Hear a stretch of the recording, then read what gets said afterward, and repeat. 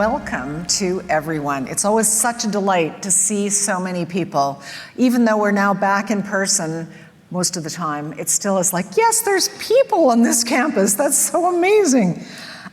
Let me start by respectfully acknowledging the Silks Okanagan Nation and their peoples, whose traditional, ancestral, and unceded territory UBC Okanagan is situated on.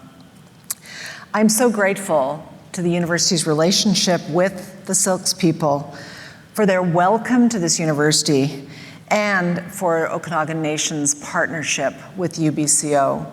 We have trod a path with them for many years, and I hope we will continue to do so to our mutual benefit for many years to come, and really thank them for their support, their wise counsel, and their presence with us as we move forward.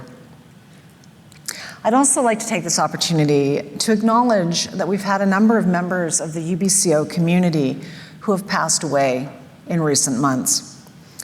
Their impact on the life of our university, their colleagues, students, and indeed the entire community has been and will be sorely missed. So I want us all to take a moment of silence together to recognize and pay our respects to our friends and colleagues.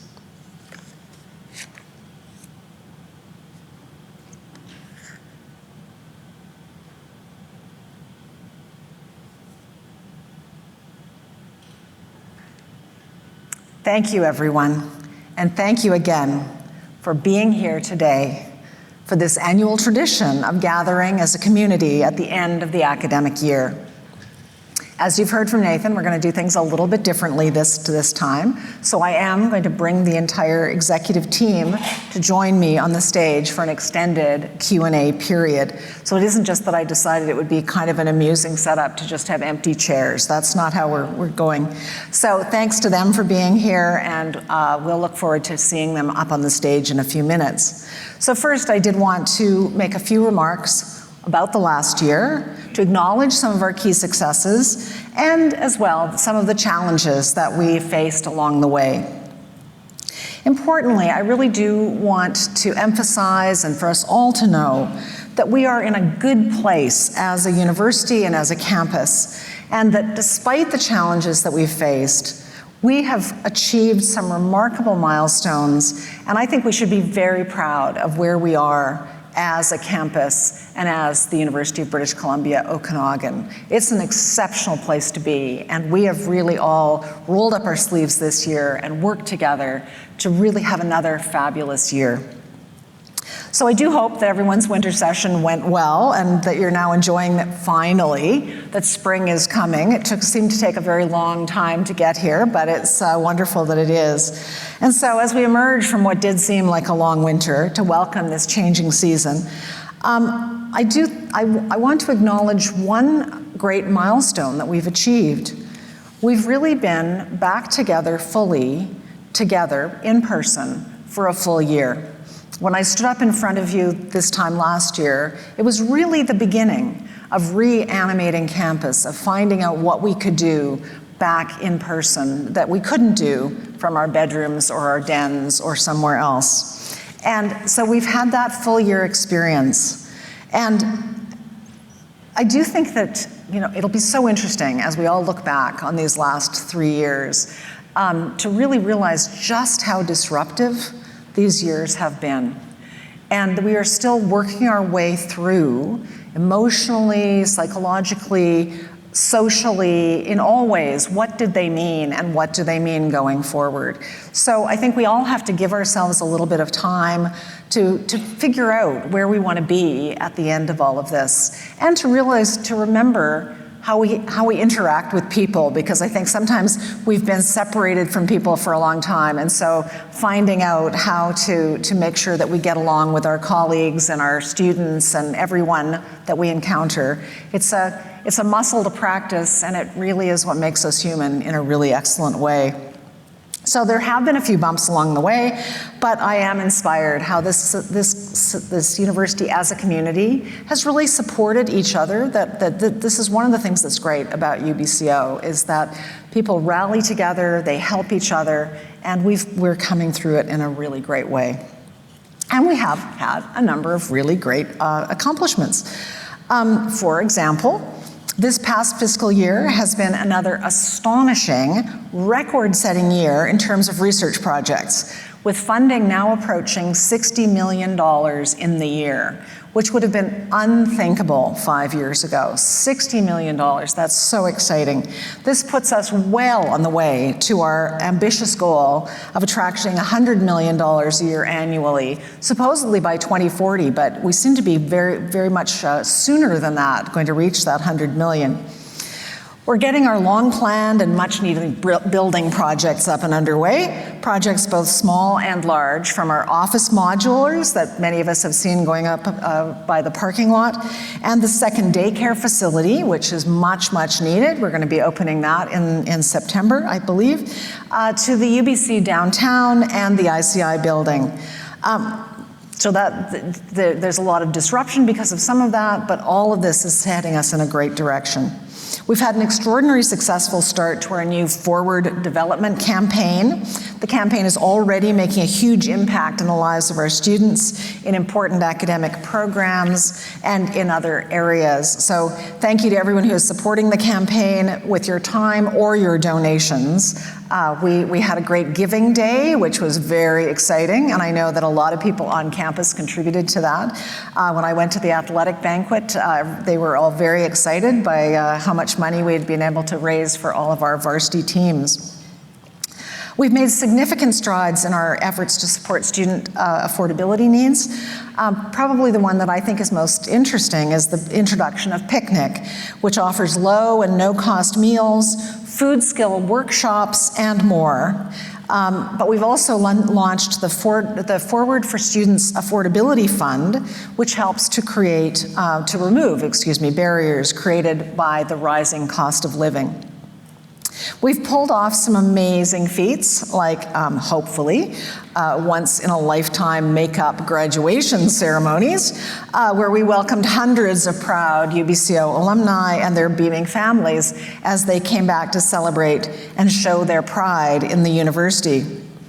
Now, I think that it will be a long time before I forget the amazing experience of watching students come across the stage in gowns, have them taken off by volunteers, run across the back of the gym, put them on the next 20 people, and on we went. It was quite the astonishing view. But the students, the graduates, had a wonderful experience, and it really, I think, reminded us of how important a UBC degree is to our graduates and alumni. And of course, as you can tell, you may have thought that this all got put up just for me. You would be wrong. That the reason that we see this amazing set of curtains and staging is because we're on the cusp of launching a brand new signature event series tomorrow evening, UBC Okanagan Debates. This first event, we are hoping this will be a regular event. The first one is on artificial intelligence, and I think it's going to be an amazing event featuring Kevin Leighton-Brown from UBC Vancouver and our own Madeline Ransom, Bryce Traister, and Wendy Wong.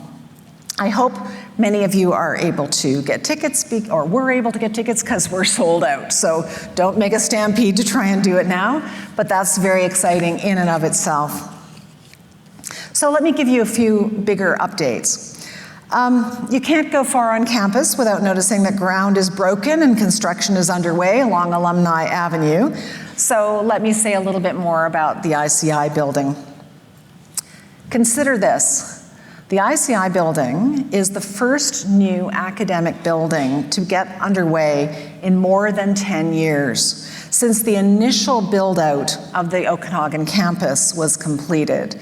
That's really quite astonishing that we are building this amazing new academic building. This really will be a milestone for the history of this campus. Now, you know, we are all experiencing some inconveniences involved with the construction, I know that. But I think we can all agree that it will be well worthwhile in the end. I can't wait for us to have the additional classroom, laboratory, faculty, and community spaces available when this fantastic new building comes online. Included in the spaces will be the Center for Contemporary Interior Salish Studies, which has purpose-built space for our Indigenous language programs and research activities. In fact, the whole building was designed with strong consultation and collaboration with the Okanagan Nation Alliance and the community. And we changed the setting of the building, we changed the look of the building, we really got advice about how to put together this interior space, and it will be a better building in every way because of that great consultation and advice that we got from the community. I do want to thank everyone who has been working on the ICI to this point, and also all of the people who've been engaged in the ICI Expressions of Interest process thus far, because of course the research spaces are not going to be just regular research spaces. They're going to be interdisciplinary spaces where teams of researchers working on particular kinds of problems will come together and solve some of the wicked problems of the world using interdisciplinary research. And so this is producing these calls for expressions of interest, which will help us decide who best can be in the building. So I really thank Rehan Sadiq and Phil Barker for their leadership in this initiative. And as a little reminder, the expression of interest is open till May 15th, so that's just next week. How is that just next week? I guess that's a week and a half. So faculty are reminded to get your proposals in soon if you haven't already. Further on the topic of construction, I had the opportunity to visit the downtown site in March along with Mayor Dias. This is also a project that has been a long time in coming, and I'm really looking forward to the progress as it comes to fruition. Right now, they're really doing below grade work, so that if you go down there, it's not necessarily exciting and rising from the street level, but important work is being done as we speak, and it's going to be a really important building for us and for Kelowna itself. I'm looking forward to the new relationships we're going to be able to build with our neighbors in the Kelowna downtown, and I hope that you will all enjoy being part of that journey. As you know, UBC Downtown will be home to many of our health disciplines, including the School of Nursing and the School of Social Work, among others. The site will also house an art gallery, space for professional programming and public engagement, 500 units of university rental housing, and more. It's going to fulfill important needs for us. It's going to be an iconic building for Kelowna, and I think really shows the world that Kelowna cares about education at its heart.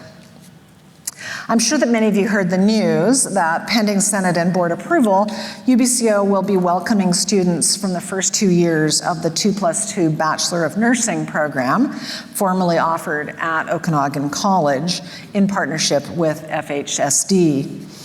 I wanted to let you know this was not a change that UBCO initiated. This came from the college and the government, but we do see it as a net positive, and we're really quite thrilled to have all the cohorts of the BSN program under one roof. For those unfamiliar with this, with the 2+2 program, the first 2 years of the 4-year BSN program were available both at the college and at UBCO, and all of the Okanagan College students transferred to UBCO after their second year. And so what this change will mean is that effective this fall, the program will be offered exclusively at UBCO, and so those first 2 years will be offered at UBCO, and there will be no transfer after the end of 2 years. So what that means is that we will be taking 24 students in each of years 1 and 2 for a total of 48 spaces. This then gives a chance for our colleagues at Okanagan College to the opportunity to broaden and expand other much needed healthcare training areas, technician positions, practical nursing, a number of other areas that there is no training for in the whole interior region. So this is going to be a net gain for the interior, for post-secondary, and for our relationship and partnership with Okanagan College. So it will be a great thing. So it's going to add capacity to the healthcare in this region.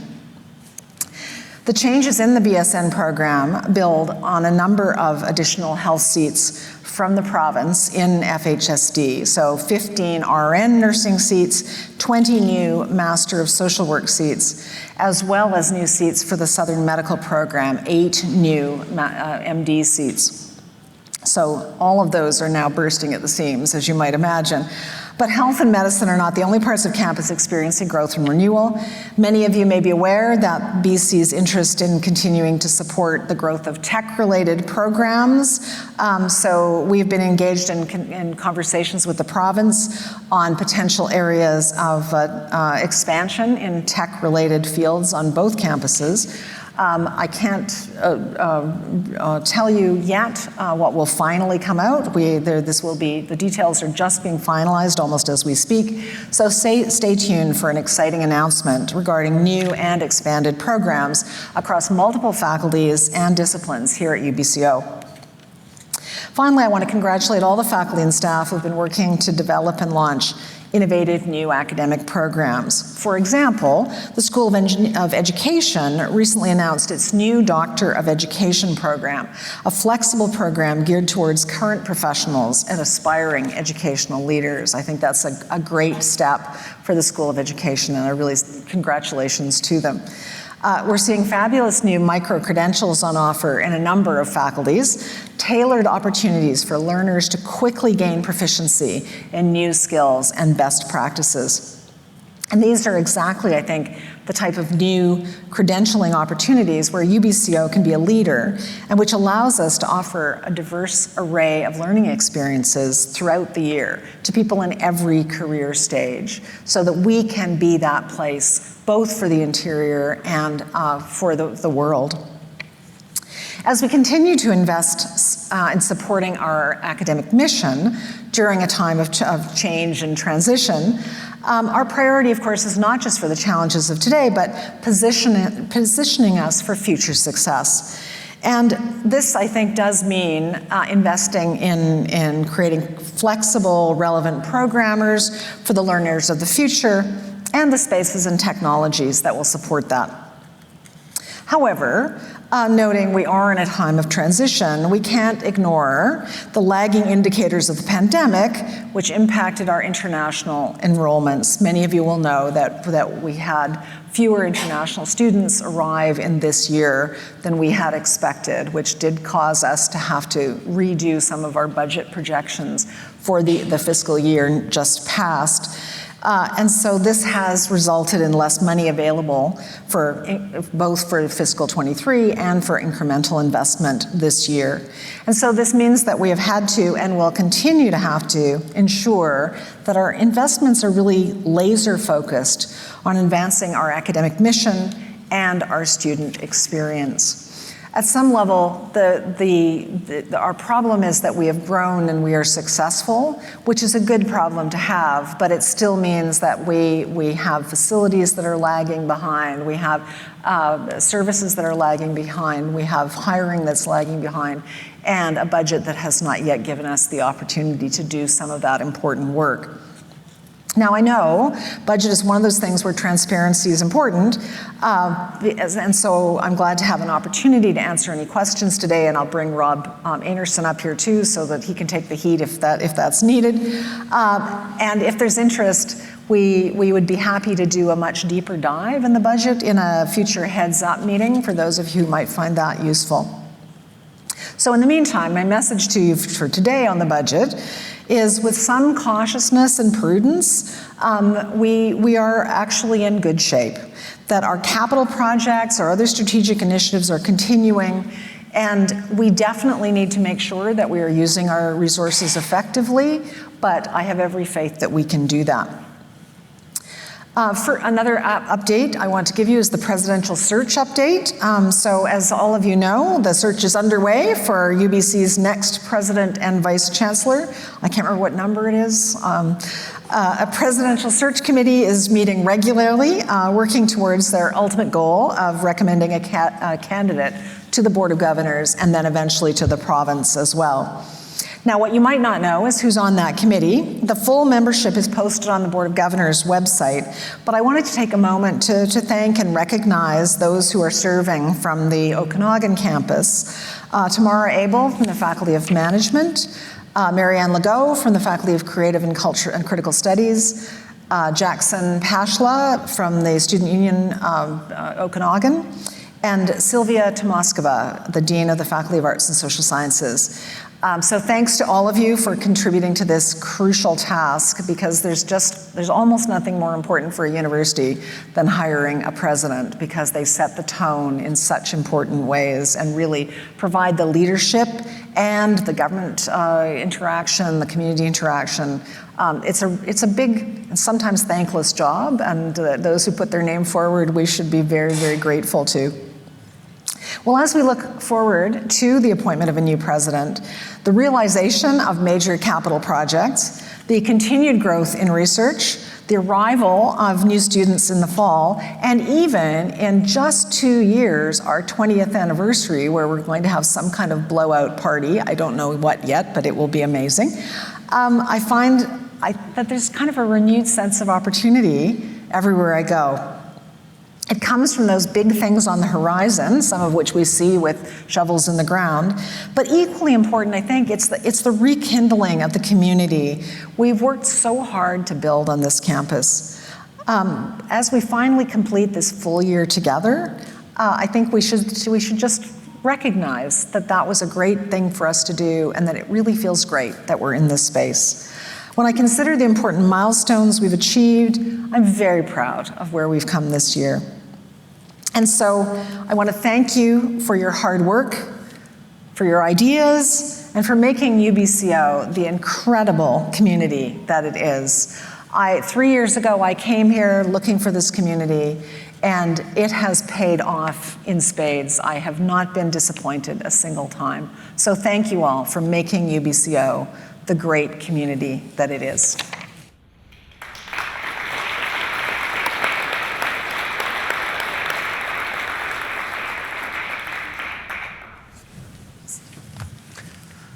Thank you, Leslie. So I'm going to ask our leadership team to make their way up to the stage, please. And I will just remind everyone in the audience that we're using Slido today. So we're going to get that QR code back up on the screen. So you can pull out your phones, you can scan the QR code.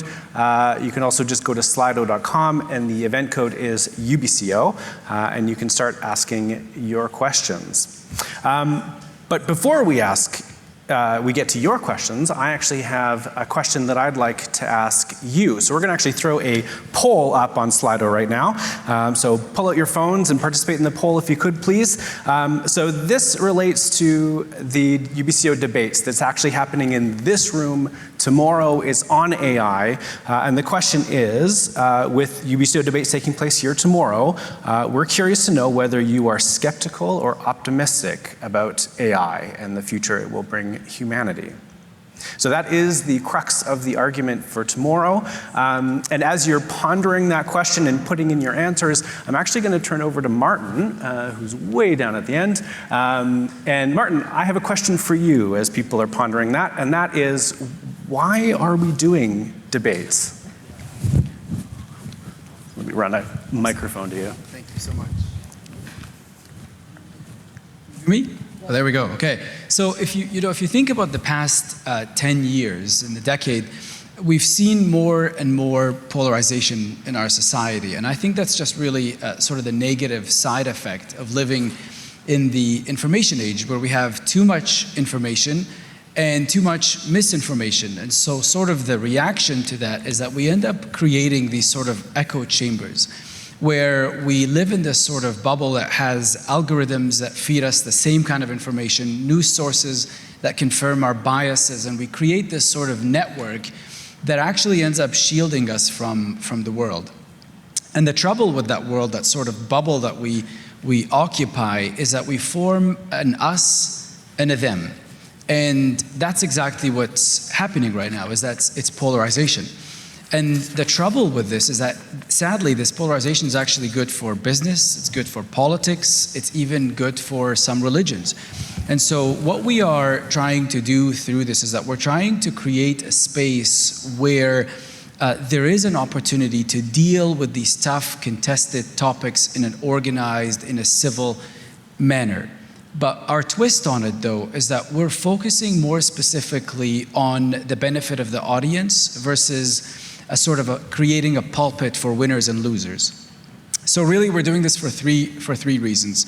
One is that we believe as a university and as a campus, we have a calling to convene the contrasts, to be a convener of ideas. And then second, we are doing this because this is really the right moment. If you think about it, more and more people are starting to realize that they're caught up in this twist of circular ideas, and there is a real appetite for people to get out of that bubble. And by doing this, by creating this particular platform, we believe that we can create a space that is actually serving as an antidote to polarization. So that's why we're launching this series. Thank you, Martin. So I have the results here. It's actually really, really interesting. We have 114 people that answered the question. 52% are optimistic. To 51% to 49%. So we are split right down the center, which means we probably chose the right debate for our inaugural one. So awesome, thank you for participating in that.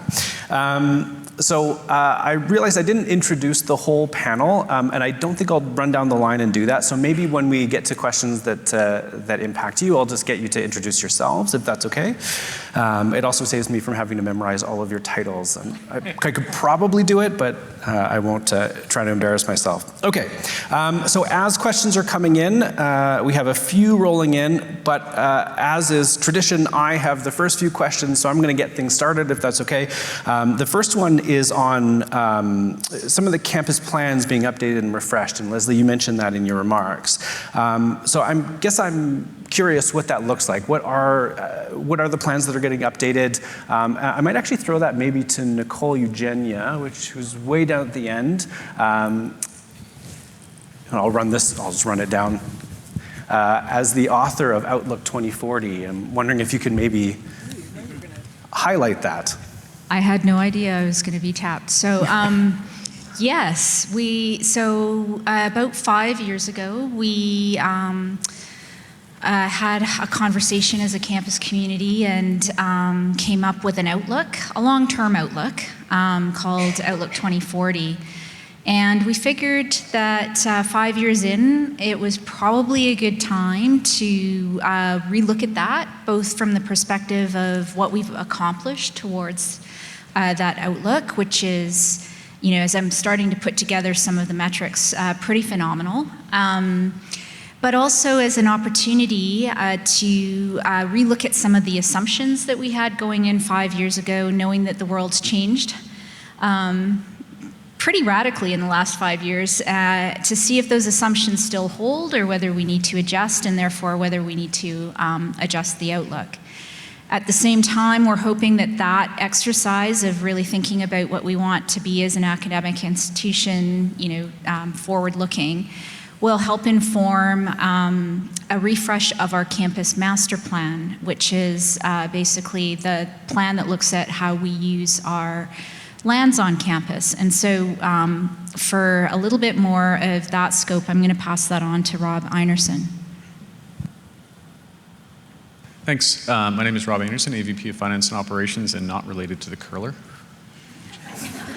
So the master plan really is meant to reflect the academic and student priorities on the campus. So we had our very first campus master plan that was approved in 2015. It's still on the website if you want to go look at it. It served us very well, but time changes. The campus has changed a lot. We've fulfilled some of the things in that master plan. And if you look at it, even some of the diagrams around the edges, kind of out towards where the 4 points were, it was kind of fuzzy. What is the innovation precinct going to be? What's going to happen at the south side of campus? And so the intention is, in all likelihood, to be looking at some of the undeveloped areas of campus as a focus. The existing core of campus has already been developed, so what is going to happen in the innovation precinct, what's going to happen kind of closer to the 4 points, and with residences, a revisit of what might be possible here in terms of being able to accommodate students on campus. So it's more of a refresh than a redo. It's building on the good work that was done before and looking to kind of address some of the new areas. And the campus is in a different place. I started in 2015, and even just the physical structure of the campus, the students that are here today, the researchers that are here today,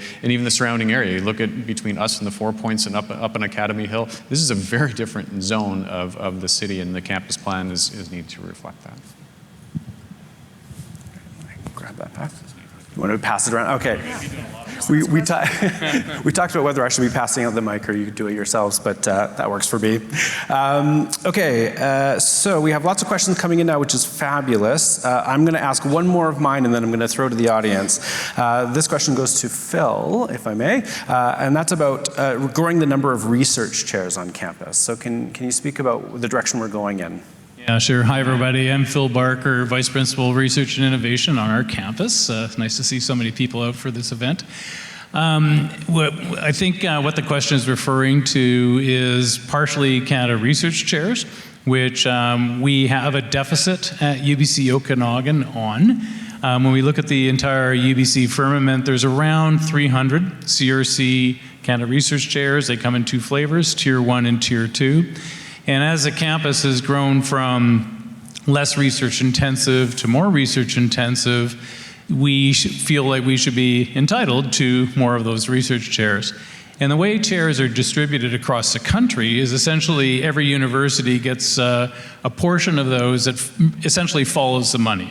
If campuses are successful at the tri-councils, the chairs actually follow that in a way that's updated every 3 years. And so that's happened nationally, but unfortunately it hasn't happened at UBC. And so we're in the process of redressing this grievous wrong. And actually we have a lot of support for this. What's going on right now is the entire portfolio of the Canada Research Chairs has moved to VPRI writ large. So I'm working very closely with Gail Murphy. We've put together a steering group that is composed of both Vancouver and Okanagan deans to work on guiding principles on how chairs should be distributed. Not surprisingly, we're going to take a similar model, which is follow the money internally. And so as UBC Okanagan's research funds go up, so will the chairs. So we have some catch up to do because we are in a deficit right now, but I'm really very confident we're going to get there. I'll say a word also about the Principal's Research Chair, which is a program we started, I think, 4 years ago, in part to address the fact that we had this deficit in Canada Research Chairs, but we did want to recognize top researchers and have a mechanism to recruit the best. So there's a total of 30 chairs that will be distributed over a period of years. So we're in 4 years of a 5-year distribution model. The deadline for the latest PRC competition, I believe, is maybe May 1st, I can't remember. And those are submitted by deans on behalf of their faculty. So we'll be going through another cycle of those soon. And they've actually been, I think, very successful. We've had great uptake for those as well. So hopefully that puts everyone's mind at ease. We're on the right track, and we will deal with the CRC issue and have recommendations on this, we hope, by summer of this year. Thanks, Phil. So the next question is one from the audience, and it went rocketing right to the top by quite a wide margin. So I'm going to ask this one, and this is looking at the increase in enrollment and investment in infrastructure. As we've said for a long time, our enrollment has been going up for years. We're bursting at the seams. Is there going to be any improvements in hiring staff or improving facilities, or maybe even keeping enrollment steady? So maybe on the enrollment question, I'll throw down to Rehan. And then for facilities investment, Rob, if you don't mind taking that one. Hello. My name is Rehan, and I'm VP Academic and Provost. Yeah, this campus has seen great growth in last 15 years. I've been here for 14 and a half and last 17 years, actually. And what we see in last few years, we start seeing that till 2015, we were not meeting the targets for the FTE targets were given by the government. So we were not meeting those targets. And then we have at that stage, we were almost 10-year-old, this campus, and we have start seeing the interest from the community, and we start seeing number of applications start increasing in different faculties. So we start seeing that our enrollment start going up. At the same time, so that was the minimum target we need to meet. So first 10 years we didn't meet our target, which was the government was giving us a specific number of FTEs. And after that, we have some very specific investment from the government side, coming from for the new seats, whether it's a tech seat, some seats came in the health sector as well.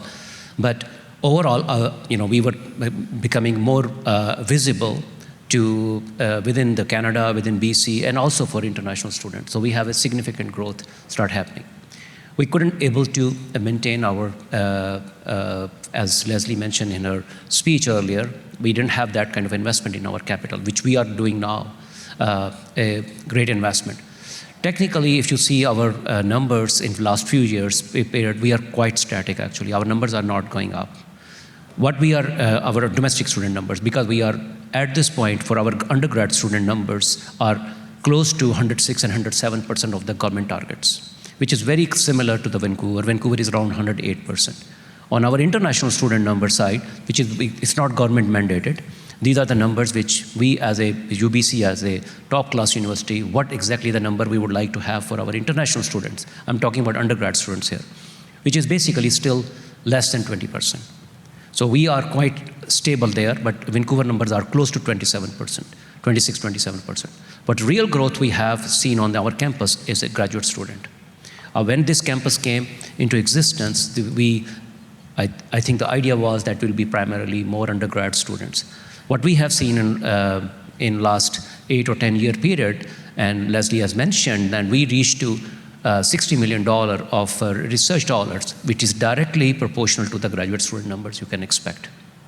So what I really, and I said this thing in Senate as well, that we try to separate these numbers, making sure that because the needs of each type of students is very different. So we are very stable in terms of our domestic student number enrollments, except there are a few variations here and there depending on if government give us a mandate. For example, recently we got social work seats, so that's an extra seat. We got tech seats, we have to do some adjustments. But broadly, we are not making major changes. International students are still on the lower side, and that number is important. So we try to maintain the pace, but mostly the way government works, seats they comes in the blocks, and we get the block funding for initially, and then we getting little bit increments. So we are very strategic at this point. We don't want to over-enroll students because it creates other challenges in terms of scheduling, and you can see the pressure on the research side as well. So, but this is we need to draw a balance between capital investment as well as the enrollment side. And on the facility side, we've obviously got the two big buildings, and space tends to come in lumpy bits, right? We don't add one classroom kind of per year. That's not the way it works. So obviously we're making very significant investments in those two buildings that will help to address some of the classroom use, some of the research labs that are sorely needed on campus. But in terms of administrative space and offices, in some cases we are legitimately short of spaces in certain areas. I think of the wellness center, I think of recreation, I think of some of those. But we're also recognizing that we also have an intensity use issue. We have an activity issue in some of our areas where hybrid remote has created some opportunities, but we will have some harder work to do to determine how we're utilizing those spaces. The idea of one workstation, one person is not going to work going forward. We can't afford that, and that's not really the way that we can expect the public to fund us if we are working in a different way that we have in the past. So certainly working with facilities planning in the Strategic Space Committee, we are looking at how we use spaces, how we can reallocate that, how we can use that in the most effective way that we possibly can. So we have added facilities. We've added the modular buildings at the south end of the transit exchange. We've added the annex building down towards the 4 Points. So we do have some space there, but we aren't anticipating a large growth in administrative space kind of writ large. And certainly we have to see on how things land when the ICI in the downtown ultimately become deployed. But it is a resourcing question, and we have to make sure that what we are utilizing the space that we do currently have. Thank you. So you can actually pass the microphone to your immediate left because the next question is going to Adrian Vidan. So this question is, in the wake of the launch of the Indigenous Strategic Plan, what do you think are the next steps in reconciliation, and how are we going to be celebrating our communities moving forward? Yeah, thank you so much, Nathan, and thank you so much for the question. As I reflect on that question, I think it's really important to add truth to that question. So as we think about truth and reconciliation and going forward with our truth and reconciliation commitments and Indigenous Strategic Plan, that truth aspect is really critical in terms of our goals and how we move forward collectively as a campus in learning. So that learning will really set forward our work in reconciliation, and most importantly, having those authentic partnerships with our community partners. Great, thank you. This next question is a really great one, and I'm not sure who to direct it to, so I'm going to direct it to you, Leslie, at least at first. And that is, what do you believe are our biggest risks and opportunities over the next 5 years or so? Oh, so it's just a little question. It's just a tiny question. Well, I would certainly start with opportunities. I think that we have the opportunity to be a partner with the community in a whole bunch of new and exciting ways. I think we have an opportunity to work with healthcare in the region to really rethink how healthcare is done. I mean, I really do feel like we're at this moment where we can't just keep doing the same thing over and over again and hope that we'll get a different answer. And we at the university are positioned well to sit down and think about how would we like to organize this differently. And I actually think we have the Southern Medical Program, but we're not so taken over by the Faculty of Medicine that we don't also have all the allied health areas that can really help us with that. So that's an opportunity.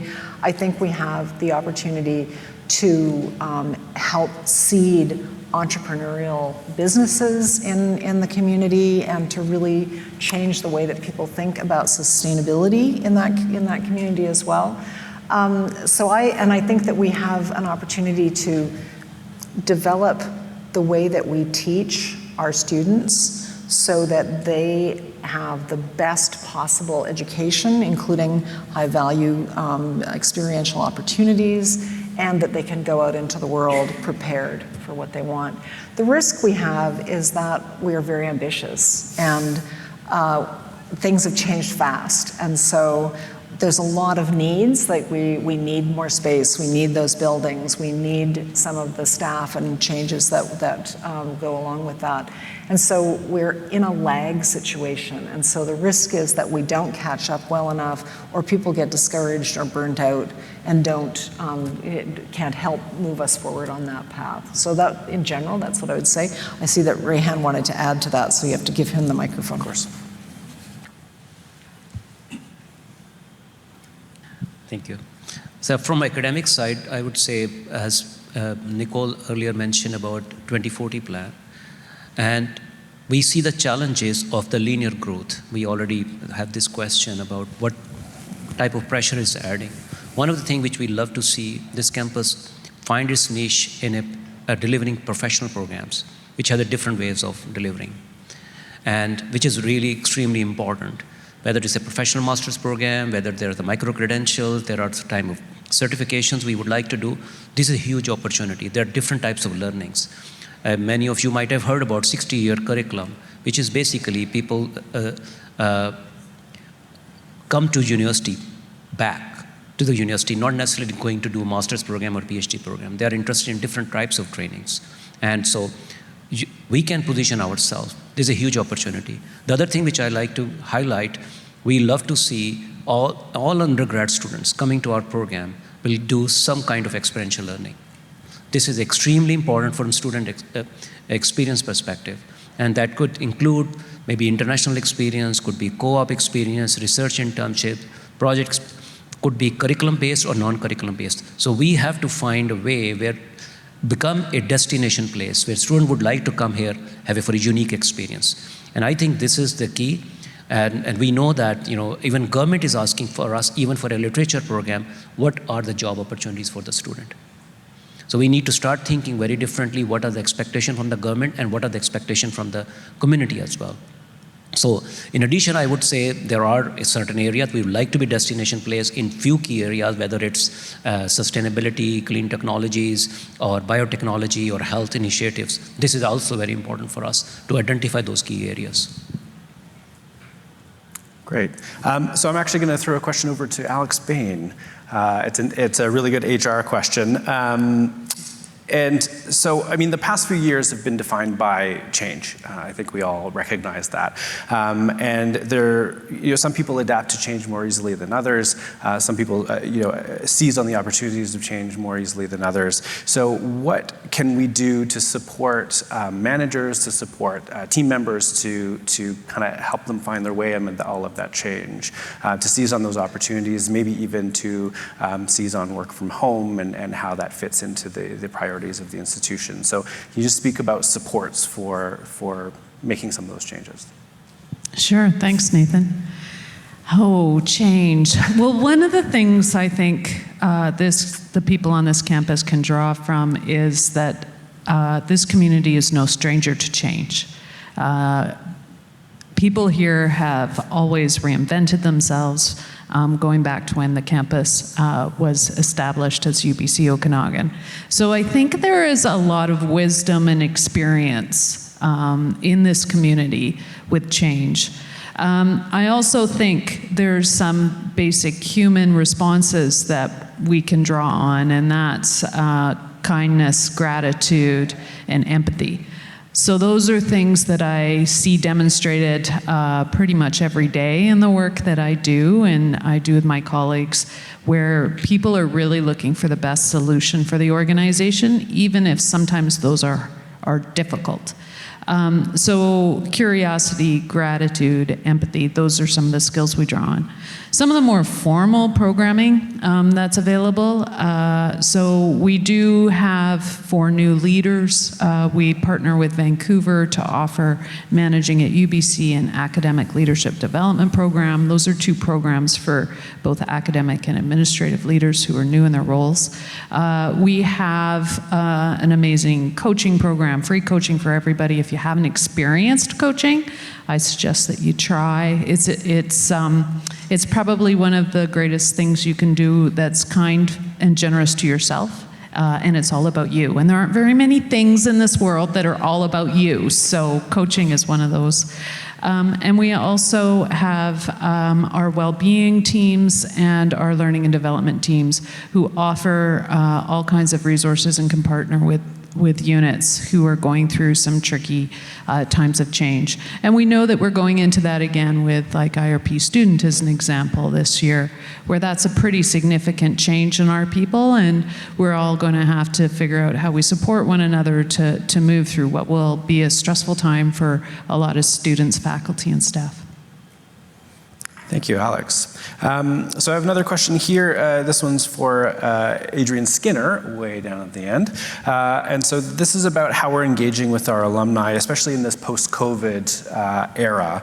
Our alumni are huge assets, and as we're approaching our 20-year anniversary, can you talk a little bit about how we're leveraging our community and how we're connecting with them? Yeah, it's a great question, and I reviewed some data when I started this position just to get a sense of, where are our Okanagan alum? And no surprise, they are actually a bit older than most of us think. They're actually approaching their 40s, which makes them fully grown up, I think. We have about 23,000 alum from the Okanagan campus now, and about 50% of them live in the Southern Interior region. So this presents a tremendous opportunity for us to start developing some deeper engagement strategies. I would say that our approach to alumni engagement thus far on this campus has been the broader engagement through the UBC alumni program. And I think what the team is now beginning to develop are those strategies to actually engage alumni through their talent, through their networks, and actually ask them You know, what kind of experience would you like to have as part of your lifelong relationship with UBC Okanagan? And then on the development side of our program, really looking at who in our alumni community is ready to start engaging from a give back, from a donor perspective. So that is all work that we are doing now, and I think there were some aha moments with our wider alumni team in Vancouver who supported our data collection to really see the depth and breadth of our alumni community. And actually, I got asked a question last year that I think is so important, and we're working on this as well. I mean, who do we consider to be our outstanding alumni? And a glimmer into that community is the outstanding students that we have on this community who are our future alum. And there's some really great work being done by Dale's portfolio, you know, to begin to identify and work with those student leaders because they are our partners of the future. Thanks for the great question. Thanks, Adrienne. So I have a question for Dale now, actually. Dale, we heard from Leslie a little bit. She was talking about what's happening in the student portfolio. You actually came to speak to our team a few weeks ago, and you're talking about some of the work you're doing in experiential learning, or experiential education, career advising for international students. Can you talk a little bit about what that work is and where you're going with it? Sure. Dale Mullings, AVP students here at the Okanagan campus. Maybe the first thing I could talk about is what we're going to be doing for international students. We've been approved to reposition some of our funding within the portfolio for the next 4 years to be able to support some of the unique kind of features of our student population here at UBCO as compared to Vancouver. It also allows us to differentiate ourselves within the UBC system, but also within BC. And that's our UBC Okanagan students at a significantly higher proportion want to stay in Canada post-graduation, about 13% higher. And a couple differentiating features is that, you know, the number one barrier to post-graduation work in Canada is Canadian work experience.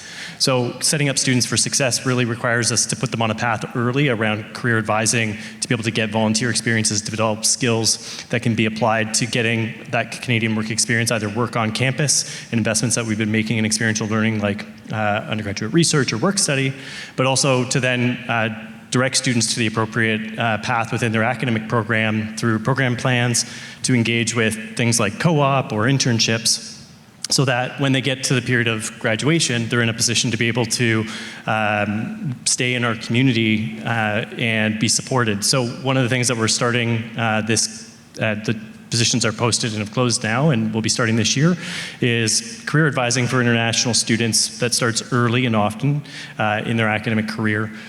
We're going to be one of the first institutions in Canada to implement permanent residency advising for up to 3 years post-graduation for international students. This is a cost that can be up to $10,000 for an international student, and for those that want to stay in Canada, it's a huge opportunity, and for those that want to choose to go back to their home country, we're going to remove barriers for them to engage with our local community and businesses post-graduation with post-graduation work by we're implementing a new position that'll be working to remove some of the barriers and understanding of our industry partners around hiring international students and the barriers there to strengthen the ties between industry and the university to support our international students. So a lot of really great information that came in from our international students through surveys, some pieces to remove barriers to support them. And then maybe just one more example, because I haven't had a question yet. I feel like I could use the time. I think just another really great example of something we're doing for students looking forward that I wanted to share is around student wellness and some of our work there. I think we have a really incredible integrated care team. And one of the things I love about this campus is how we really do innovate and collaborate. And we have a new collaboration coming forward this year through a Living Labs fund with psychology to expand our integrated care and pilot psychological services for students within our student wellness unit. And really, this is a great partnership between psychology and student wellness, because it's also a model that's being presented to the province as a way to expand healthcare and psychological services across the province. And we'll really be ground zero for creating that opportunity to test that out and prove that for the province. And so it's really exciting, I think, the type of work that we can do here. Great, thank you, Dale. So there's a question here about EDI, so equity, diversity, and inclusion. I'm going to direct this one to Rehan as the co-executive lead on anti-racism. So the EDI is, I think we all agree that it's something that's really important, but there are some challenges in measuring impact, which can prevent it from being implemented fully. So what challenges do you anticipate around that question? So unconscious bias being one of them, a resistance to change, that sort of thing. Your question is about how we're going to implement this ARI task force? What are the challenges of implementation? Challenges? Yeah, for sure. Thank you very much. Since I've been in this role, at that time we were finalizing the ARI task force recommendations, and we worked very closely, as this was the President's initiative, and we worked very closely with Vancouver on that. And we have this recommendation came almost a year back, and so we try to organize sport on our campus. Our EIO office has not fully supported. So the first thing so the challenges many challenges were coming because we didn't have enough sport. So we are we start organizing that office. So we will be having a new director joining very soon, maybe in the next few days or so. So, and now we are providing proper resources. And then I created a portfolio in my office, which is Dr. Akanar. He might be sitting somewhere here in the back. So he's championing it. So one of the major things which I feel that there are lots of groups who working independently, but they are not properly connected to the initiatives as we would like to implement. So Yannick has done a great job in the last year or so, in which he's trying to make sure that we have voices being heard from different groups. And then we're looking into what I'm also working with Reach, who's a AVP in Vancouver.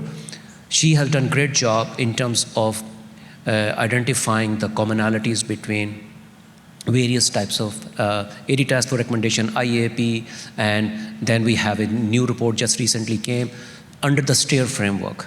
So I think there are lots of recommendations, and we want to make sure that all these recommendations are fully aligned with proper resourcing. I think one of the challenges is how we provide the proper resourcing. And that's what we are trying our best. And in our case, especially in Okanagan, we are very small. We try to get the best service by building partnership with Vancouver.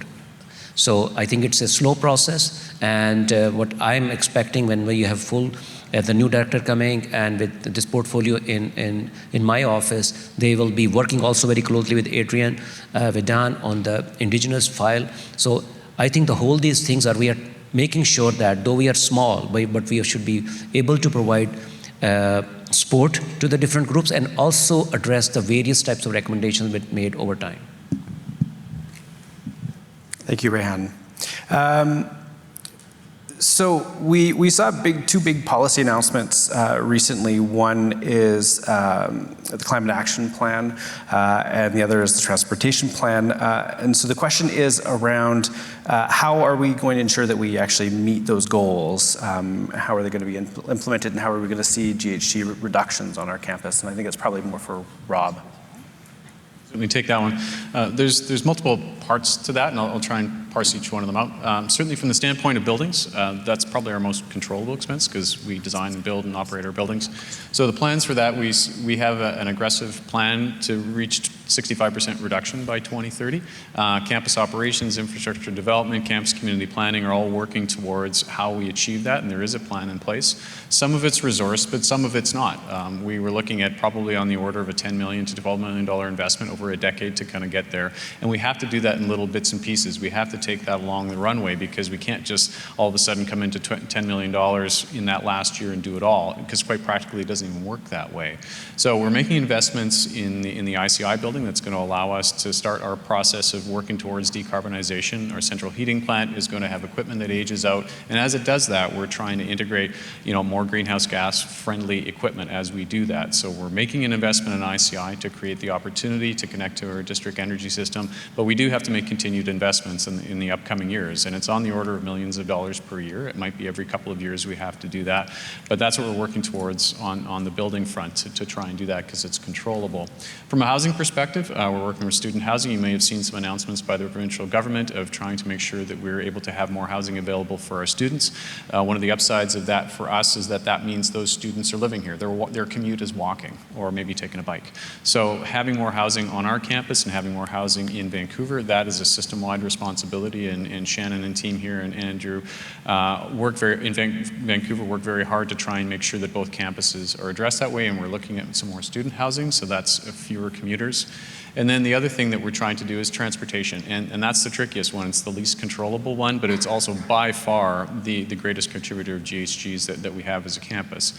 So we're trying to work with the city on public transit. COVID has not been great for that. Remote work has not been great for that. So they're experiencing a challenge in scaling up the public transit system here in Kelowna, but we continue to work with them on that, the electrification of their fleet, but those timelines have been pushed out. They're now looking at investments in kind of 2028 and further out. So it is something that we continue to work with. Jeff Joyce and the parking crew are trying to create the most flexible options that we have. You might notice if you walk in our parking lots, there's E and F lot have these little white pucks that are underneath there. We're not tracking your coming and going, but those things are potentially offering us an ability to offer as much flexibility to people when they're coming to campus and how they pay to park, so you don't feel like you need to come in and utilize your parking pass every day. So it's a multiple strategy on the transit and the transportation, but it is the hardest one that we have to address, and we're going to continue to try and work with incentives and also a bit of a stick sometimes in terms of trying to discourage use of single occupant vehicles where possible. Thank you. So I'm getting the time to wrap it up signal from the front row. I'm told there's food that's ready to go. Has the barista warmed up the machine, Alana? Great, fabulous. So I will give last word. Just one quick thing, and that's to say that 90% of you were engaged on Slido for this. So it was really great to see everyone participating in such a great way. We didn't get to all of the questions, but thank you for submitting all of them.